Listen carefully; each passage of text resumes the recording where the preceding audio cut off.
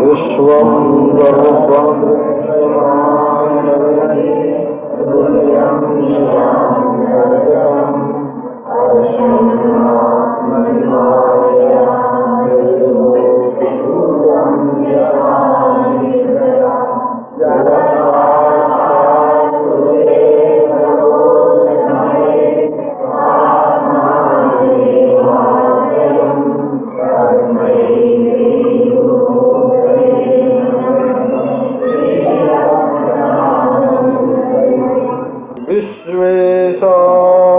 विश्वेशामनुरञ्जनेन जनयन् आनन्दमिन्द्रीवदश्रेणी श्यामलकोमलैरुपनयन् अङ्गैरनन्दोत्सवम् सुवच्छन्दं व्रजसुन्दरी विरभिता प्रत्यङ्गमालिङ्गितः शृङ्गारसखिमूर्तिमान् मधौ मुग्धो हरिक्रीडति। ॐ शान्ति शान्ति शान्ति।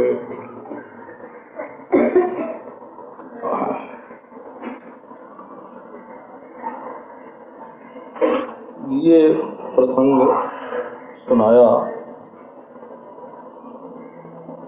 भक्त लोग जाति, विद्या, रूप, कुल, धन, क्रिया आदि जो संसार की छोटी छोटी बातें हैं, इनको लेकर के आपस में भेदभाव नहीं करते। वो कहते हैं सब भगवान के हैं, यतस्तदीया, सब भगवान के हैं। भौतिक पदार्थों को चाहने में, माने बाहर की जो चीजें हैं दुनिया में, उनको चाहने में अपना दिल जो है ये भी भौतिक हो जाता है, स्थूल हो जाता है, बहिर्मुख हो जाता है, माटी हो जाता है और सूक्ष्म वस्तु को चाहने में अपना हृदय भी सूक्ष्म होता है। अंतर्यामी, सर्वज्ञ, सर्वशक्तिमान, स्वयं प्रकाश, सर्वाधिष्ठान, जो अविनाशी, परिपूर्ण, अद्वय, ऐसा जब चिंतन करेंगे हृदय में, तो वृत्ति भी सूक्ष्म होगी, बुद्धि भी सूक्ष्म होगी, हृदय भी सूक्ष्म होगा, राग द्वेष आदि विकार भी नष्ट होंगे। और जब संसार की भौतिक वस्तुओं को चाहने लगते हैं तो हृदय भी तदाकार होकर के माटी बन जाता है। तो साधक उसको कहते हैं जो भीतर की ओर अंतर्मुख होता है, और विषयी उसको कहते हैं जो बाहर की वस्तुओं के लिए बहिर्मुख होता है। जो अपने प्यारे को हर समय दिल में लिए लिए फिरता है वो साधक होता है, और जिसका प्यारा कहीं बाहर होता है और उसके लिए गली गली भटकता फिरता है वो विषयी होता है। तो ये भक्ति योग जो है ये चित्त को सूक्ष्म बनाने के लिए है, ये चित्त को स्थूल बनाने के लिए नहीं है। ये संसार का विषय तो चाहे बाहर से कितना भी बढ़िया देखने में आवे, अंत में इसकी मृत्यु होनी है, अंत में इसमें परिवर्तन होना है, अंत में ये छूटना है। तो अपनी प्रीति हृदय में बैठे हुए परमात्मा के साथ जोड़नी चाहिए, अपनी प्रीति बाहर की वस्तुओं के साथ जोड़ करके अपने दिल को बेकाबू नहीं करना चाहिए, और दिल को स्थूल पत्थर का टुकड़ा, माटी अपने दिल को नहीं बनाना चाहिए। बाहर माटी है और भीतर परमात्मा है, बाहर मृत्यु है, भीतर अमृत है, इसलिए साधक को तदीय हो करके कि हम भगवान के हैं, इस विश्वास में दृढ़ हो करके अंतर्मुख हो जाना चाहिए।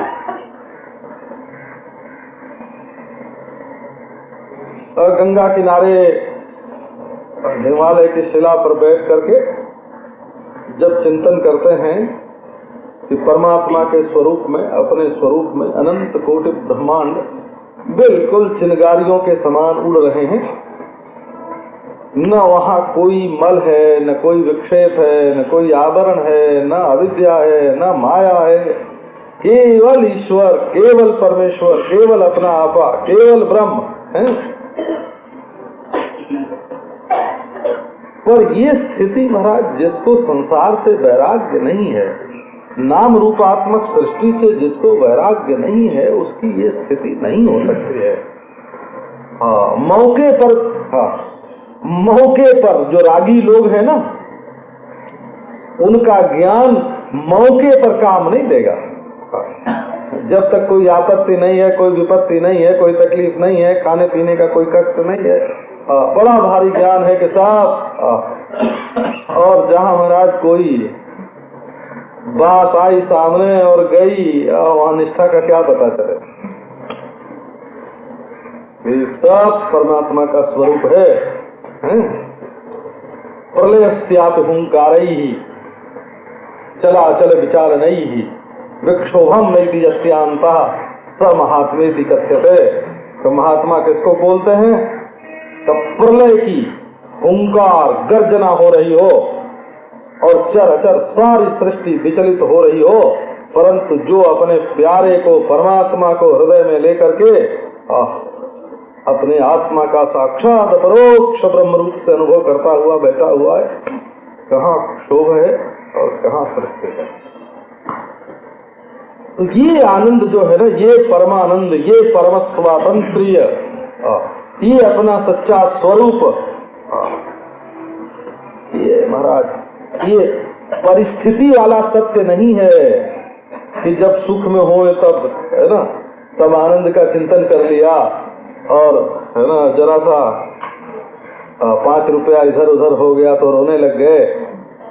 ये परिस्थिति वाला सत्य नहीं है, ये सार्वकालिक सत्य है। जागृत में, स्वप्न में, सुषुप्ति में, सृष्टि में, स्थिति में, प्रलय में, समाधि में। ये पाश्चात्य दार्शनिक जो है ना, वो ऐसा मानते हैं कि दर्शन की उत्पत्ति परिस्थिति के अनुसार होती है। बोला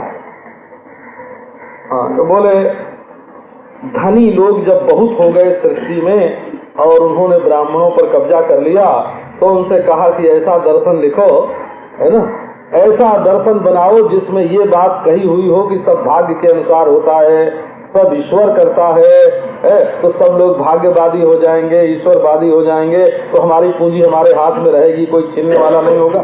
दर्शन शास्त्र ऐसे नहीं बनता है। बड़े तपस्वी, राग द्वेष रहित, निर्मल अंतःकरण वाले महापुरुष हैं, शांत एकांत अपने स्वांत में जो सत्य का अनुभव करते हैं उसको प्रकट करते हैं। और दुनिया में जो है ना, दुनिया में धाराएं बहती रहती हैं, कभी कुछ कभी कुछ, कभी न्याय की धारा, कभी अन्याय की धारा, कभी हिंसा की धारा, कभी अहिंसा की धारा, बदलती रहती है सृष्टि। इसमें एक रस अपनी निष्ठा में स्थित हो जाना चाहिए। यतस्तदीयाः, हम भगवान के हैं। भगवान उस दिन ये शरीर छुड़ा देगा, मार देगा, ये कपड़ा फाड़ कर फेंक देगा। किस दिन का? जिस दिन उसको अपने हृदय से लगाना होगा। ये चोला फाड़ के फेंक देगा, क्या डर है मृत्यु का? ये तो कपड़ा है। जिस दिन उसका मन होगा कि अपने हृदय से लगावे, उस दिन बेलिहाज कपड़े को फाड़ करके 2 टूक करके फेंक देगा। बोले अरे ये तो बड़ी बेदर्द है, बड़े बेदर्द की बात है। कब बेदर्द की बात नहीं, ये तो बड़े प्यार की बात है। निरावरण तो वही करता है भाई, ऐसा है। तो हम और किसी के नहीं, हम अपने प्यारे भगवान के हैं। बोला यतस्तदीया, हम उसके हैं, हम संसार में किसी के नहीं हैं, न माँ के न बाप के, सब मेरा मेरा करते रहेंगे। बोला हम भी मेरा मेरा बोल लेंगे, लेकिन हैं नहीं किसी के हाथ लगे नहीं। ऐसा है यतस्तदीया, हम अपने प्रभु के हैं, हम अपने प्यारे के हैं? हम देह नहीं हैं, हम देह के संबंधी नहीं हैं, हम देह में रहने वाले अंतःकरण आदि नहीं हैं।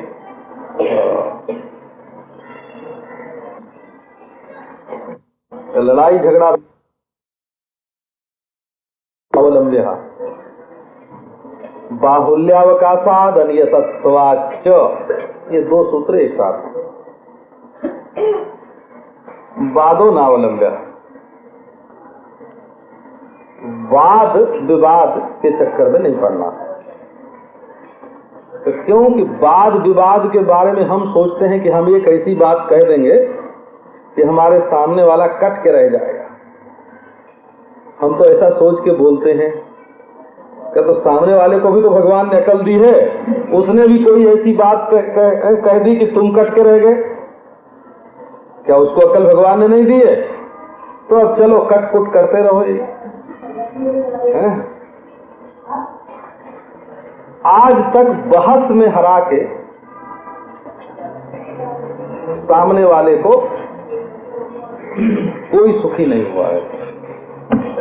उसके बाद तर्क पर तर्क निकलते गए। ये तर्क शब्द कहां से निकला है, इसका मूल क्या है? ये कैंची जो बोलते हैं ना, कैंची जैसे कपड़ा काटते हैं, कातर बोलते हैं। अच्छा हाँ, कैंची कातर। तो संस्कृत में इसका शब्द है कर्तरी। कातर जो है ना, कैंची जो है कातर, हाँ, इसका संस्कृत में शब्द है कर्तरी। कर्त हो, हाँ, कृति कर्तने, हाँ धातु है कृति कर्तने। तो कर्त शब्द को जब उलटते हैं तब तर्क शब्द बनता है। ये संस्कृत में शब्द बनाने की प्रणाली है। बोला सिंह शब्द कैसे बना है आपको मालूम होगा? हिंस शब्द जो है हिंसा वाला हिंस शब्द उलट दिया तो सिंह शब्द बन गया। जो हिंसा करे सो सिंह, और जो कैंची की तरह बस काटता जाए उसका नाम है तर्क। और ये खुचर निकाल रहे हैं, आप सुनते हैं ना खुचर, तो बोले ये हमारे सब काम में खुचर निकाल देते हैं। हमारे पूरब में तो ये गांव में है ना, आ बाल वृद्ध वनिता सर्वत्र चलता है। बच्चे भी बोलते हैं, बुढ़े भी बोलते हैं, बड़ी खुचर निकालते हैं, बड़ी खुचर निकालते। ये क्या शब्द है? आखुचर। आखू माने चूहा, है ना, जैसे चूहा सब बातों को कुतर देता है, ऐसे ये खुचर देते हैं, खुरच देते नहीं बोलते हैं, खुरचन। कढ़ाई में जो मलाई लग जाती है ना, उसको खुरच देते हैं। ये आखुचर का खुचर शब्द बना है। तो ये तर्क शब्द जिसको तर्क बोलते हैं ना, तर्क, ये क्या है? बोले कर्त माने कर्तरी, कैंची। तो जो जब बहुत कोई बात काटता है तो उसको क्या बोलते हैं कि इनकी जीभ नहीं है, कैंची है ना, इनकी जीभ नहीं है, कैंची है। बोला तो अपनी जीभ को कैंची नहीं बनाना। व्यास जी ने वेदांत सूत्र में कहा कि तर्का प्रतिष्ठानात्, तर्क में प्रतिष्ठा नहीं है। तर्क की दुनिया में कोई इज्जत नहीं है, वक़्त नहीं है, बेवक़्त, बेइज्जत। इसको कोई बैठने की ठौर नहीं है। नाई आवे और उससे तर्क करने लगो कि कहीं तुम काट तो नहीं दोगे, अब वो कैसे बेचारा सिद्ध करे कि हम काटने नहीं देंगे, काटेंगे नहीं। एक आदमी तैरना सीखने के लिए गया हो किसी से, तो जो सिखाने वाला था उसने कहा आओ पानी में। बोले कि हमको तैरना तो आता नहीं, पानी में कैसे आवे? बोले अरे भाई पानी में आओ तो हम सिखा देंगे। बोले नहीं, पहले तुम तैरना सिखा लो तब पानी में आवेंगे। अब पानी में उतरोगे नहीं तो तैरना आवेगा कहाँ से, है ना। अब तर्क पर तर्क करते रहो, कोई काम बनेगा नहीं। ऐसे साधु पर तर्क, भक्ति पर तर्क, भगवान पर तर्क, सिद्धांत पर तर्क, ये तर्क वितर्क करने से काम नहीं चलता। श्रद्धा जो है वो हृदय का सत्व है। जैसे गिलोय का सत्व होता है, गिलोय की सत्व जैसे होती है ना, अरे पुदीने की सत्व, सौंफ की सत्व, नींबू की सत्व भी तो आती है ना। ऐसे हृदय की सत्व है श्रद्धा। ये जो हमारी दिलड़ी है, छोटी सी दिलड़ी, दिल, ये सती है। इस बात को कब समझें? जब इसमें श्रद्धा हो। जिस दिल में श्रद्धा नहीं है वो दिलड़ी, है ना, सती नहीं है, व्यभिचारिणी है। श्रद्धा चाहिए। एक मित्र पर दूसरे मित्र का इतना विश्वास था कि गोद में उसके सिर रख के सोया हुआ था, उसने लगा दिया महाराज ये जो बाल काटने का होता है ब्लेड है, ऐसे ही कुछ होता है, लगा दिया गले पर। जो बैठा हुआ था उसने गले पर लगाया, खून निकलने लगा। तो जग गया, जग के देखा कि वो ब्लेड तो उसके दोस्त के हाथ में है और वही काट रहा है। तो फिर आंख बंद कर दिया, फिर सो गया। जब जागा, आप दूसरे के सोने की बारी आई, तो उसने कहा क्यों भाई, तुम्हारी आंख तो खुली थी, हमारे हाथ में ब्लेड देख के, गला काटते देख के तुमको कैसे लगा? तो उसने कहा कि मैंने सोचा कि जब तुम्हारे हाथ में ब्लेड है और तुम हमारे गले में लगा रहे हो, हैं, तो तुम हमारी भलाई करना चाहते हो, कोई न कोई भलाई की बात होगी, तो पूछ लो ना कि क्या भलाई की बात है, हैं? बोला कि पूछने की क्या जरूरत हो, तो तुमने कर दी, अब पूछने की क्या जरूरत है ना। बात क्या थी कि उसका कोई सांप था दुश्मन, है ना, वो आया फन काढ़े हुए, और उसने कहा कि हम तो इसको डसेंगे। उसने कहा क्यों डसोगे? कि इसने हमारा खून बहाया है, हम इसका खून लेंगे। बोले खून चाहिए तुमको कि डसना चाहिए? बोले खून चाहिए। कहा अलग रहो, हम काट के देते हैं, है ना। वो सो रहा था, है ना, काट के दे दे। और विश्वास, विश्वास कितना, एक मित्र का अपने मित्र पर कितना बड़ा विश्वास होना चाहिए। विश्वास टूट गया तो मैत्री टूट गई। छंदानुवृत्तिर दुस्साध्या। जब विश्वास टूट गया तब तो श्वास ही टूट गया। विश्वास टूट गया तो श्वास टूट गया। मैत्री का श्वास है विश्वास, भक्ति का श्वास, श्वास माने सांस, प्राण, जीवन। भक्ति का श्वास है विश्वास, जहां विश्वास है वहां भक्ति है। तो ज्यादा तर्क वितर्क से काम नहीं चलता है, बात माननी पड़ती है। तो भक्ति के संबंध में एक तो हृदय के निर्माण की दृष्टि से देखो कि अगर सब बात तुम काटते जाओ, ये लक्ष्मी को जब विवाह करना था ना, लक्ष्मी को, तो महाराज जे जो आवे सामने उसको काट दे।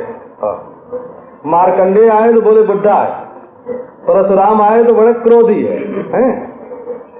और शंकर जी आए बोले अरे राम राम राम, सांप है इसके शरीर में। ब्रह्मा जी आए बोले राम राम, चार चार मुंह। अरे कोई इंद्र का बोले सारे शरीर में क्या निशान बना हुआ है। अरे किसी को पसंद नहीं किया हो लक्ष्मी, तो विष्णु भगवान भी है।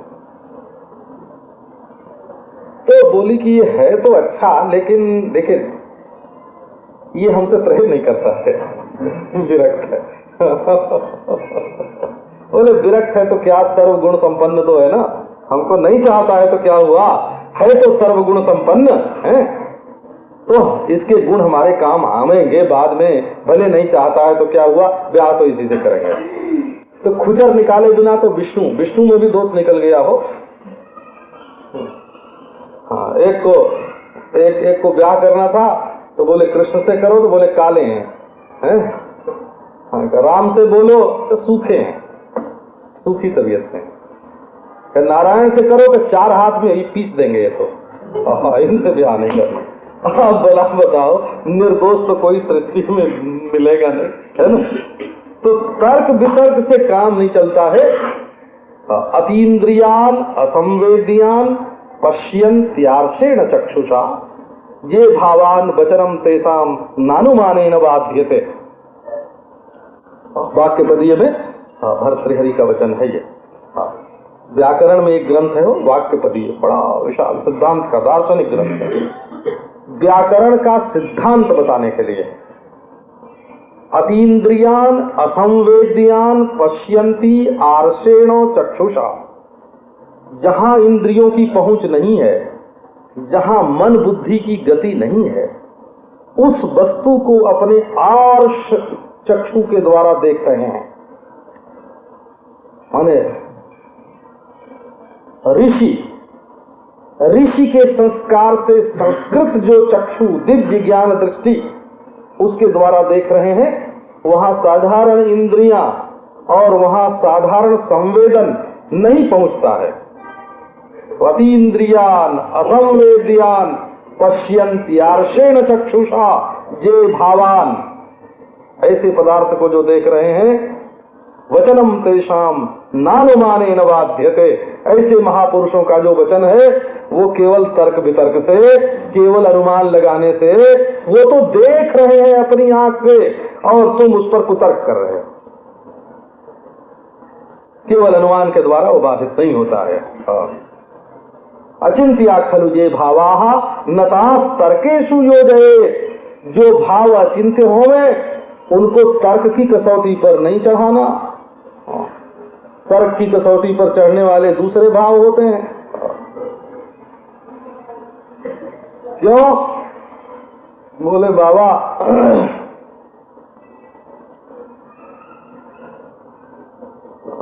आविर्भूत प्रकाशानाम, ये भर्तृहरि का श्लोक है, आविर्भूत प्रकाशानाम अनुपप्लुत चेतसाम अतीतानागत ज्ञानम प्रत्यक्षात न विशिष्यते। जिनके हृदय में किसी के प्रति राग द्वेष नहीं है, जिनके हृदय में राग द्वेष उपद्रव नहीं करते, ऊधम नहीं मचाते, जिनके हृदय में स्वयं प्रकाश ब्रह्म तत्व का आविर्भाव हो चुका है, उनके जो वचन हैं, है ना, उनका जो ज्ञान है कैसा है? बोले अतीतानागत ज्ञानम प्रत्यक्षात न विशिष्यते। उनके लिए बीती हुई सारी बातें भी प्रत्यक्ष से ज्यादा नहीं है, ऐसी है जैसे आंख से देख रहे हो, और आने वाली सारी बातें भी उनके लिए प्रत्यक्ष से ज्यादा नहीं है, आंख से दिख रही हैं। उसमें तर्क नहीं चलता, उसमें अनुमान नहीं चलता। ये जो भक्ति जो है, भगवान की भक्ति, ये तो स्वानुभूति है। जिसके हृदय में भक्ति देवी प्रकट हो गई हैं, जिसके हृदय में प्रेमचंद्र की चांदनी छिटक रही है, प्रेमचंद्र की भावचंद्र की चंद्रिका, भावचंद्र की ज्योत्स्ना जिसके हृदय को शीतल कर रही है, भगवान की दिव्य आह्लादनी शक्ति का सारा अंश जिसके हृदय में प्रकट हो करके रस का संचार कर रहा है, वो दिव्य सत्ता निरावरण होकर के जहां प्रकट हो गई है, वो स्वयं प्रकाश ज्ञान अनावृत हो करके जहां दर्शन दे रहा है, वहां वाद विवाद की पहुंच नहीं है। हाँ, रसिक लोग जो हैं, भक्त लोग जो हैं, वो अखाड़े में उतरना पसंद नहीं करते हैं। ये वाद विवाद तर्क वितर्क ये तो अखाड़ेबाजी है, ये तो हाँ, दूसरे को हरा के जिसको मजा आता हो उन वाद विवाद करें, और खुद हार के जिसको मजा आता हो वो पहले ही मान लिया। बहुत बढ़िया भाई। काशी में सनातन गोस्वामी रह रहे थे। सनातन गोस्वामी बड़े भारी भक्त थे। वो एक दिग्विजयी पंडित आया चारों ओर दिग्विजय करता हुआ और पहुंच गया सनातन गोस्वामी के यहाँ। अब वो तो आंख बंद करके और वो महाराज राधा मुकुंद के ध्यान में मग्न थे। शरीर में रोमांच भी है, आंसू भी है, बड़े भारी विद्वान थे पर ध्यान में मगन थे। आया बोले मिलना चाहता हूँ, बुला लिया। अब देखा ध्यान में मगन। अब वो आके उसने शास्त्रार्थ छेड़ दिया। शास्त्रार्थ छेड़ दिया तो ध्यान में विक्षेप हो गया।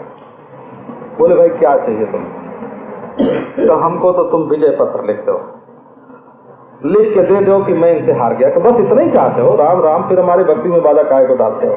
हैं? ले लिख के दे देता हूं कि मैं हार गया। अब वो महाराज लेके सर्टिफिकेट, वहां से प्रमाण पत्र लेके, विजय पत्र लेके और अपने बड़े बाजे गाजे के साथ वो विजय यात्रा निकाली काशी में कि हमने सनातन गोस्वामी को हरा दिया, विजय प्राप्त कर ली।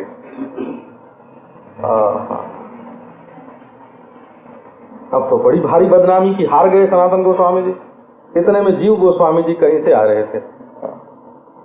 वो शिष्य थे, उनके भतीजे थे। बोले अरे ठहरो ठहरो, मैं उनका शिष्य हूँ, उनका भतीजा हूँ, पहले मुझे तो हरा लो, पीछे उनको हराना। और वहीं महाराज शास्त्रार्थ छेड़ गया और जीव गोस्वामी ने पराजित करके उसको, है ना, उस विजय पत्र भी छीन लिया और उससे विजय पत्र लिखवा लिया। अब लोगों ने जाके बड़ी खुशी खुशी ये खबर सुनाई सनातन गोस्वामी के। उन्होंने दरवाजा बंद कर लिया। बोले बस अब जीव हमारे पास नहीं आ सकता, नहीं मिलेंगे उसको। उसने एक व्यक्ति का उत्साह भंग कर दिया। भक्तों का दृष्टिकोण ही बड़ा विलक्षण होता है। उसको साधारण संसारी दृष्टिकोण से यदि कोई भगत की बात को पहचानना चाहे तो नहीं पहचान सकता। इसलिए वाद विवाद ने, संसारी लोग स्वार्थ की दृष्टि से सोचते हैं कि जैसे हम स्वार्थ चाहते होंगे वैसे वो भी स्वार्थ चाहते होंगे, है ना। क्योंकि मनुष्य दूसरे के मन के बारे में सोचता कैसे है? मेरे मन में स्त्री को देख करके काम आता है तो उनके मन में भी स्त्री को देखकर काम आता होगा। मेरे मन में शत्रु को देख करके क्रोध आता है तो उनके मन में भी शत्रु को देख करके क्रोध आता होगा। ऐसे ही तो आदमी दूसरे के मन के बारे में सोचता है। तो संसार के विषयी लोग जो हैं वो जिस ढंग से सोचते हैं उस ढंग से महात्मा लोग नहीं सोचते। तो वाद विवाद नहीं करना, वादो नावलंब्य। अब देखो वाद शब्द का अर्थ तर्क वितर्क तो है ही। वाद शब्द का अर्थ है ये जो वाद है ना, अद्वैतवाद, विशिष्टाद्वैतवाद, द्वैतवाद है, द्वैताद्वैतवाद, इनमें से भी किसी वाद का आश्रय नहीं लेना चाहिए, भजन करना चाहिए। वाद जो करेगा उसको वो तो वादी हो जाएगा। वादी रोग होता है, वादी जो है, तो वादी बढ़ गई शरीर में, तो जो वाद करेगा उसके शरीर में वादी बढ़ेगी।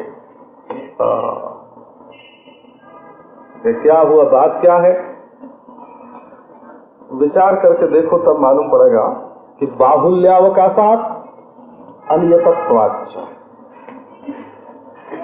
एक तो वाद का कहीं अंत नहीं है।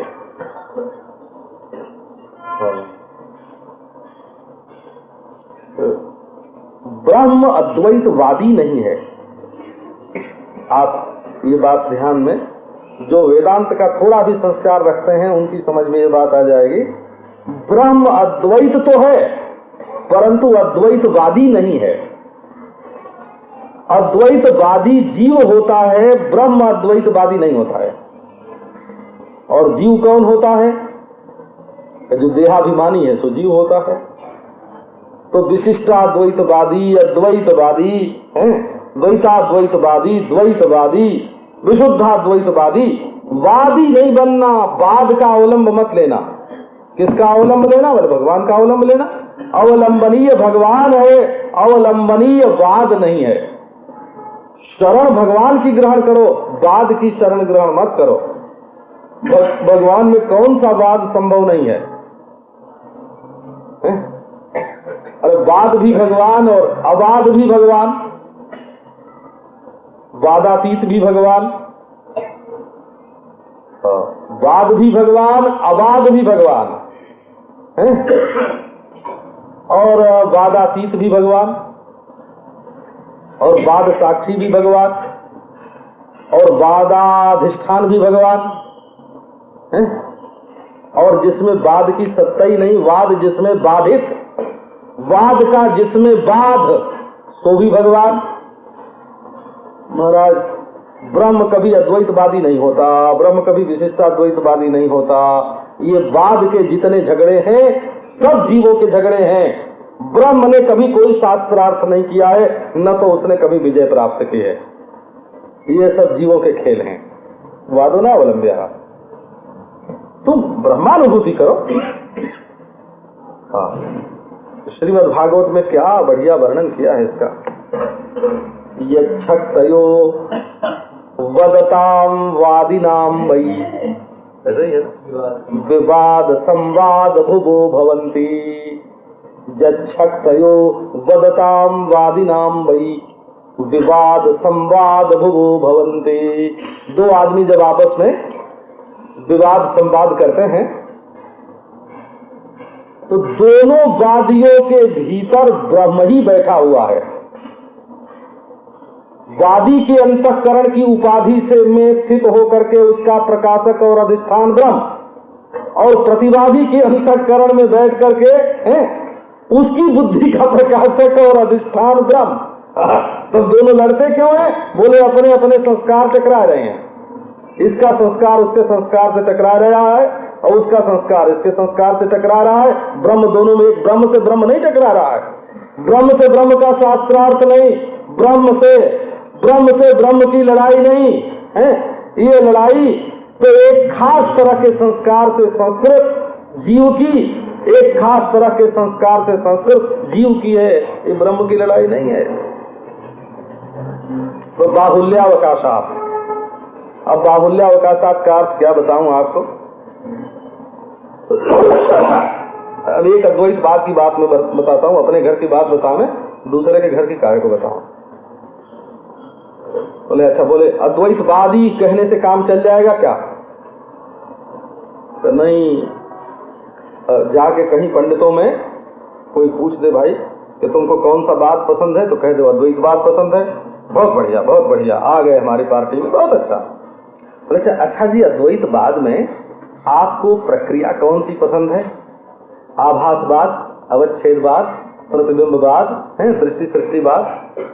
अब महाराज एक उसमें से पसंद कर लो और लो, फिर कटाकुट शुरू हो जाएगी, है ना। आभासवादी अवच्छेदवादी की धज्जियां उड़ावेगा और अवच्छेदवादी आभासवादी की धज्जियां उड़ावेगा, है ना। दोनों महाराज लो। ये तो ऐसी बात हुई ना, कैसी? एक मुसलमान था हो तो उसको भंडारे में खाने का बहुत शौक था, है? उसके मन में आया कि ये ब्राह्मण लोग ब्रह्मभोज में जाके भोजन करते हैं, तो हम भी भोजन करेंगे। तो जाके बैठ गया तो किसी को हुई शंका, है ना। तो उसने आगे पूछा कि तुम कौन हो? तो उसने कहा मैं ब्राह्मण हूं। अब बोले कौन ब्राह्मण हो, है ना। अब ब्राह्मण में भी तो कोई कान्यकुब्ज है, कोई सरजू पारी है, कोई गौड़ है, कोई सारस्वत है, कौन ब्राह्मण हो? बोले या खुदा, ब्राह्मण में भी और कौन होता है? तो वो तो उसको मालूम ही नहीं था, है ना। बोले पकड़ लिया भाई, ये मुसलमान है ना। तो देखो, जो अद्वैत ब्रह्म का अनुभव करके स्वयं अद्वैत ब्रह्म है, वो उसमें से एक बात को पकड़ करके, है ना, अद्वैतवादी बने कि प्रश्न तुरंत बन गया कि दृष्टि सृष्टिवादी हो, कि अवच्छेदवादी हो, कि आभासवादी हो, कि प्रतिबिंबवादी हो। फिर तो बाहुल्यावकाशात, बात पर बात निकलती जाएगी, बात पर बात निकलती जाएगी, कहीं ठिकाना नहीं। और फिर भजन कब करोगे, ध्यान कब करोगे, निधिध्यासन कब करोगे, मनन कब करोगे, चिंतन कब करोगे, हैं? तो बस गप हाँकने भर का नाम साधन नहीं है। साधन में तो अंतर्मुखता आती है और अनियतत्वाच्च। कहो कि एक बार किसी को जीत ले तो निश्चित हो जाएगा तुम्हारा पक्ष। तो बोले भाई देखो, ऋग्वेद से लेकर के अब तक इतने इतने आचार्य हुए और उनके इतने इतने शास्त्रार्थ हुए हैं। क्या कुछ पक्का हो गया? अभी तक जो अनुभव किया, जिसने अनुभव किया वो पार हो गया। भला जिसने अनुभव किया वो पार हो गया, और जिसने अनुभव नहीं किया वो डूबता ही रहा हो। तो पार जाने की विद्या ये है कि ये वाद विवाद, इनमें बात बहुत बढ़ जाती है, चित्त का फैलाव होता है, इनसे किसी निश्चित सिद्धांत की प्राप्ति नहीं होती। इसलिए या तो अपनी अनुभूति में स्थिर हो जाओ हैं, और या तो श्रद्धा करके किसी अनुभवी की बात मान लो और इस मार्ग में चलो। तर्क वितर्क करने से कोई रास्ता तय नहीं होता है। तो बाहुल्यावकाशात अन्यतत्वाच्च, तब कैसे करें? तो देखो, दो बात का ध्यान रखो। अब भक्ति कैसे करनी चाहिए वो बात बताते हैं। अब ये कर्तव्य का निर्देश है। भक्ति शास्त्राणि मननीयानि तदुद्बोधक कर्माणि अपि करणीयानि, ये दो बात हुई। और सुख दुखेच्छा लाभादि त्यक्ते काले प्रतीक्ष्यमाणे क्षणार्धमपि व्यर्थम न नेयम। अहिंसा सत्य शौच दया आस्तिक्यादि चारित्र्याणि परिपालनीयानि सर्वदा सर्वभावेन निश्चिंतितैर भगवान एव भजनीयः सकीर्त्यमानः शीघ्रमेव आविर्भवति अनुभावयति च भक्ताम। क्या आनंद की बात बता रहे हैं। बोले भाई भक्ति शास्त्र का मनन करो। छापा तिलक लगाया वैष्णवी और आयुर्वेद शास्त्र का अनुसंधान करने लगे, है ना? ये सब विघ्न है। बोला ब्रह्म का ज्ञान प्राप्त करने के लिए चले या भक्ति करने भगवान की चले और आयुर्वेद शास्त्र में लगे। पहले से ही ये ख्याल हो कि हम साधु हो के आयुर्वेद के द्वारा जनता की सेवा करेंगे, है ना? इस ख्याल से जो साधु हुआ हो उसके लिए तो आयुर्वेद का अनुसंधान ठीक है भला, क्योंकि वो तो जनता की सेवा करने के लिए त्यागी हुआ है। और जिसका ध्यान ये हो कि हमको तो परमेश्वर की प्राप्ति करनी है, तत्व ज्ञान प्राप्त करना है, तो महाराज फिर आयुर्वेद शास्त्र का मनन जो है ना वो विघ्न हो जाएगा। माने जिस लक्ष्य से निकले हैं, विघ्न क्या है?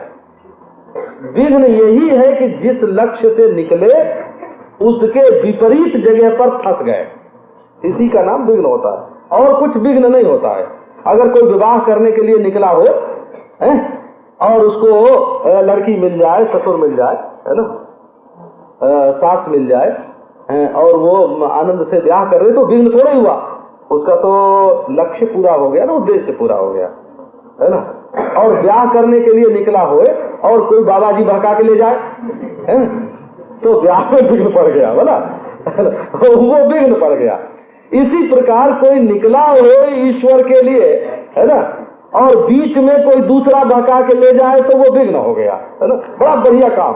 बोले नहीं, हम तत्व वो विज्ञान शास्त्र का स्वाध्याय करेंगे, अणुबम का आविष्कार करेंगे। बोले अणुबम का आविष्कार बहुत बढ़िया, है ना, लेकिन तुम निकले थे, है ना, निकले थे हरिभजन को, ओटन लगे कपास, है ना निकले तो सत्याग्रह के युग में भाई ये बड़ा चरितार्थ हुआ था। निकले थे हरिभजन को, साधु लोग घर छोड़ छोड़ करके हरिभजन के लिए निकले थे। गांधी जी ने वो चरखा चलवाया हमारा ओटन लगे कपास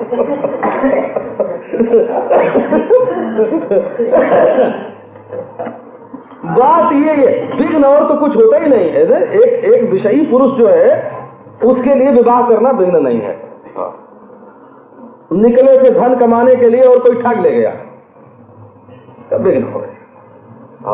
और निकले थे त्याग करने के लिए और किसी ने राजगद्दी दे दी तो विघ्न आ गया। अपने लक्ष्य के विपरीत नहीं जाना चाहिए। बीच में लक्ष्य बदल जाना भी विघ्न है। लक्ष्य बदल जाना भी विघ्न है, अपने लक्ष्य के विपरीत चलना भी विघ्न है। तो जो भक्ति करने के लिए भाई चलते हैं उनको भक्ति शास्त्र का स्वाध्याय करना चाहिए। हाँ, वो ये न स्वाध्याय करें कि ये मूर्ति मिथ्या है, बोला ये पूजा मिथ्या है, ये माला मिथ्या है, ये जप मिथ्या है। एक वृंदावन से पहले एक पत्रिका निकलती थी, वो श्रेय, तो बालकृष्ण गोस्वामी थे राधा रमन में, निकालते थे। तो उसके चौथे कवर पर, कवर का जो चौथा पृष्ठ होता है ना, उस पर हर बार छपता था कि संसार को मिथ्या समझना भक्ति का विघ्न है। ऐसे छपता था, उसमें हर बार छपता था। तो कहीं तुमने माला को ही मिथ्या समझ लिया है ना, कहीं चंदन फूल को ही मिथ्या समझ लिया, कहीं भगवान के नाम को ही मिथ्या समझ लिया है ना, तो भक्ति कैसे सिद्ध होगी? तो वो लोग दूसरे ढंग से इसका प्रतिपादन करते हैं। वो तो द्वैतवादी लोग हैं ना, दूसरे ढंग से इसका प्रतिपादन करते हैं। परंतु विघ्न का मतलब ही यह है कि जो काम तुम करने के लिए चले थे, बीच ही माया मिली, माया मिल गई बीच में, हो बीच ही माया मिली रहे लपटाई के। अरे हा रे पलटू, गिरे नरक में जाए महंती पाए के।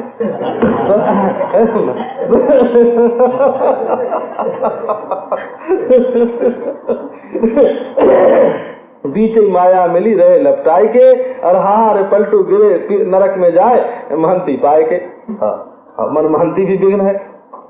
ब्रह्म ज्ञान, ब्रह्मात्मय के ज्ञान के लिए चले, है ना, और बीच में कहीं ब्रह्मलोक में फंस गए तो विघ्न आ गया, है ना, ऐसा है।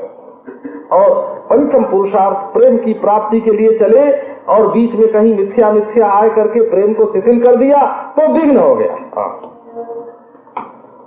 तो विघ्न का भक्ति शास्त्राणी मननीयानी। भक्त का काम यह है कि अपने जो हृदयेश्वर साक्षात भगवान है, मुरली मनोहर श्यामधारी श्याम सुंदर, मंद मंद मुस्कुराते हुए, हैं वो मनमोहन, क्या है भाई, वाह, मधुर मधुर, क्या मधुर मधुर वो मंद मंद मुस्कुराहट, वो प्यार भरी चितवन, वो अनुग्रह भरी भवें, वो महाराज गोरोचना का तिलक, क्या सुंदर सुचिक्कन कपोल, वो जो प्राण प्यारा है ना, वो जिससे याद आवे, वो जिससे आंखों में आके बस जाए, वो जैसे हृदय में आकर के विहार करने लगे, ऐसे भक्ति शास्त्रों का स्वाध्याय करना चाहिए। और काम कौन से करने चाहिए का, जिससे वही भक्ति जगे। तदुद्बोधक कर्माणि करणीयानि, भक्ति को जगाने वाले जो कर्म है सो कर्म करना चाहिए और भक्ति शास्त्र का मनन करना चाहिए। अच्छा भाई, अब फिर कल तक